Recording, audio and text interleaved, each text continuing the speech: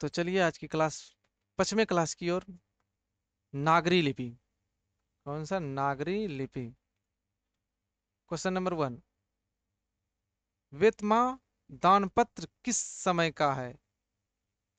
वेतमा दानपत्र किस समय का? 1020 ईस्वी, 1021 ईस्वी, 1022 ईस्वी, 1023 ईस्वी। तो इसका आंसर हो जाएगा 1020 ईस्वी। 1020 ईस्वी। Question number 2।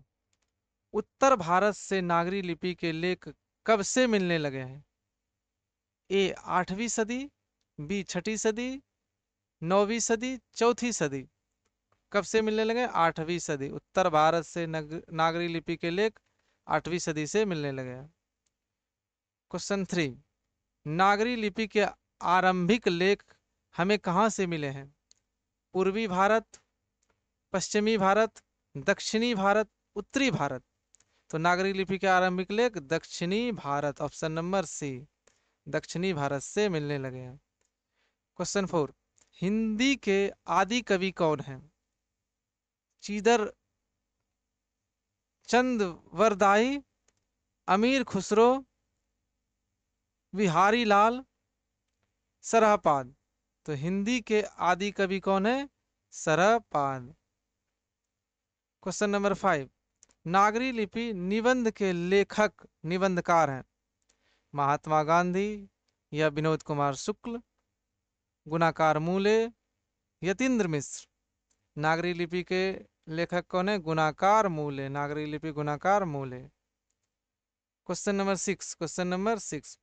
12वीं सदी के केरल के शासकों के सिक्कों पर वीर केरलस्य जैसे शब्द डैश लिपि में अंकित है? ब्राह्मी, खरोष्टी, गुजराती, देवनागरी। तो देवनागरी किस लिपि में स्थित है? देवनागरी लिपि में, ऑप्शन नंबर डी। किस लिपि में? देवनागरी। Question number 7।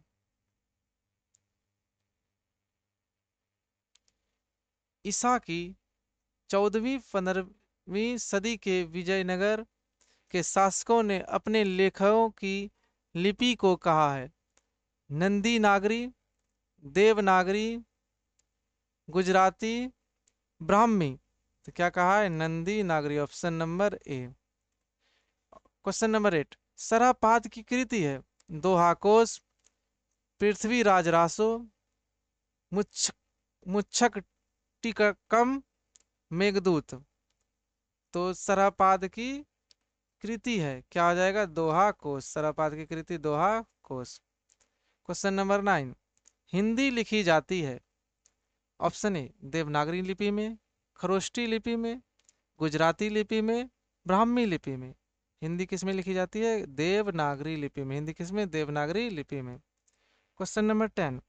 हिंदी तथा इसकी विविध बोलियां किस लिपि में लिखी जाती है? देवनागरी, खरोष्टी, तेलुगु, ब्राह्मी। तो हिंदी और इसकी विविध बोलियां किस में लिखी जाती है? देवनागरी लिपि में। किसमें? देवनागरी लिपि में। Question number 11। नागरी लिपि शीर्षक पाठ साहित्य की कौन विधा है? साक्षात्कार, निबंध, भाषण, कहानी। तो नागरी लिपि शीर्षक पाठ की कौन सी विधा है? साक्षात्कार। Question number 12। रामायण की रचना किस भाषा में है? संस्कृत, हिंदी, उर्दू, अंग्रेजी। तो रामायण की रचना किस भाषा में? संस्कृत भाषा में, ऑप्शन ए। Question number 13। निबंध के लेखक हैं, मतलब इस निबंध के लेखक, किस निबंध के? इस निबंध के लेखक प्रसाद, अज्ञय, पंत, गुणाकार मूले। तो कौन निबंध के लेखक हैं? गुणाकार मूले। कौन है? गुणाकार मूले। Question number 14।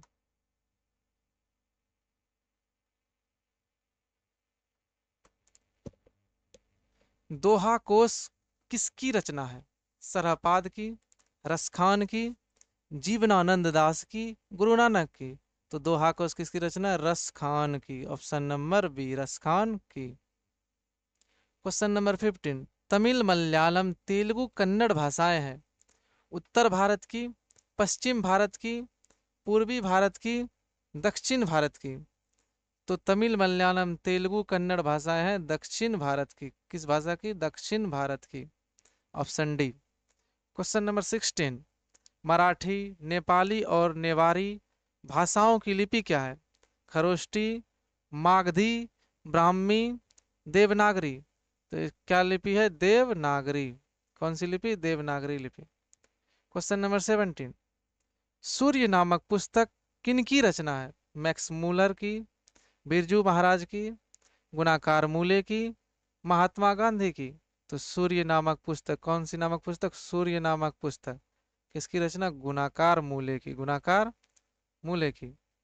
क्वेश्चन नंबर 18, भारतीय लिपियों की कहानी पुस्तक के रचयिता कौन है? भीमराव अंबेडकर, मैक्स मूलर, यतीन्द्र मिश्र, गुणाकार मूले। तो भारतीय लिपियों की कहानी के रचयिता कौन है? गुणाकार मूले। कौन है? गुणाकार मूले। ऑप्शन नंबर डी, गुणाकार मूले। क्वेश्चन नंबर 19, विजयनगर के राजाओं के लेखों की लिपि को क्या नाम दिया गया है? ब्राह्मी लिपि, सिद्धम लिपि, नंदी नागरी लिपि, नागरी लिपि। तो क्या नाम दिया गया है? नागरी लिपि। Option number D. परमार शासक भोज कहाँ के रहने वाले थे? धारा नगरी के, मेवाड़ के, कन्नौज के, अजमेर के। तो कहाँ के रहने वाले थे? धारा नगरी के, धारा नगरी के। क्वेश्चन नंबर 21, किस शासक ने ऐसा सिक्का चलाया जिस पर नागरी लिपि में रामसिया शब्द अंकित है? बादशाह जहांगीर ने, बादशाह अकबर ने, बादशाह औरंगजेब ने, बादशाह बाबर ने। तो इसका क्या हो जाएगा? बादशाह अकबर ने। क्वेश्चन नंबर 22, चंद्रगुप्त द्वितीय विक्रमादित्य का व्यक्तिगत नाम क्या था?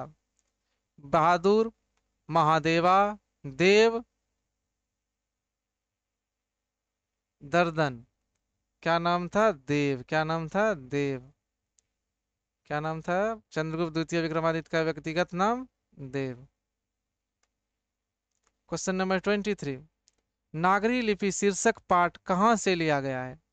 शौर्य मंडल से, भारतीय लिपियों की कहानी से, नक्षत्र लोक से, अक्षरों की कहानी से। नागरी लिपि के शीर्षक कहां से लिए गए? भारतीय लिपियों के कहानी से, भारतीय लिपियों की कहानी से। क्वेश्चन नंबर 24, कर्नाटक प्रदेश का श्रवणबेलगोला स्थान किसका प्रसिद्ध तीर्थ स्थल है? बौद्धों का, शैव मुनियों का, वैष्णवों का, जैनों का। तो इसका हो जाएगा जैनों का। क्या हो जाएगा? जैनों का। इसका हो जाएगा जैनों का। क्वेश्चन नंबर 25, धारा नगरी का कौन शासक अपने विद्यानुराग के लिए इतिहास में प्रसिद्ध है? शिलाहार शासक केसीदेव, राष्ट्रकूट शासक अमोघवर्ष, परमार शासक भोज, प्रतिहार शासक महेंद्रपाल। तो धारा नगरी के लिए कौन है? परमार शासक भोज, परमार शासक भोज। Option C. टेनिस किस भाषा के कवि हैं? टेनिसन किस भाषा के कवि हैं? टेनिसन, टेनिसन किस भाषा के कवि हैं? फ्रेंच, स्पेनिश, अंग्रेजी, मंदारी। टेनिसन किस भाषा के कवि हैं? टेनिसन किस भाषा के कवि हैं? अंग्रेजी भाषा के कवि हैं। क्वेश्चन नंबर 27,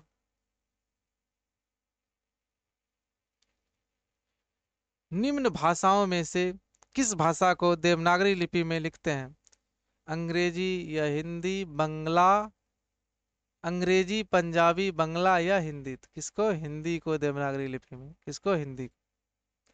टकसाल शब्द का अर्थ है जहां दिन ढलता है, जहां सिक्के ढलते हैं, जहां भोजन बनता है, जहां अपराधियों को रखा जाता है। ये पिछले चैप्टर में भी आया था ये क्वेश्चन। तो जहां सिक्के ढलते हैं। Option B. क्वेश्चन नंबर 29, स्थापत्य की उत्तर भारत की एक विशेष शैली को क्या कहते हैं? देवनागरी शैली, नागर शैली, द्राविड़ शैली, देवनगर शैली। तो क्या कहते हैं? नागर शैली। क्या कहते हैं? नागर शैली। क्वेश्चन नंबर 30, बादशाह अकबर ने जो सिक्का चलाया था उस पर किनकी आकृति अंकित है? लक्ष्मी गणेश की, राधा कृष्ण की, राम सीता की, शिव पार्वती की? तो किसका? राम सीता की, राम सीता की।